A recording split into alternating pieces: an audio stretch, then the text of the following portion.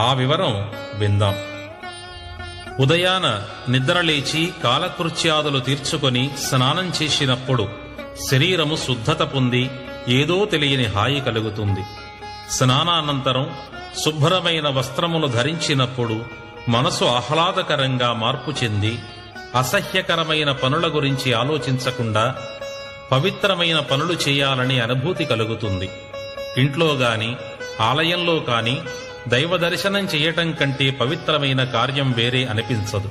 కనుక స్నానం చేసిన వెంటనే దేవుణ్ణి పూజించాలని ఆచారము ఏర్పడింది.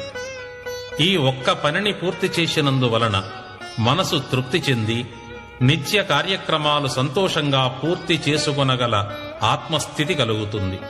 ఇదే విధంగా కర్మకాండలో ఆచరించమని చెప్పిన ప్రతి విషయం వెనుక మానవ జన్మకు ఉపయోగపడే మంచి విషయ విశేషాలు ఎన్నో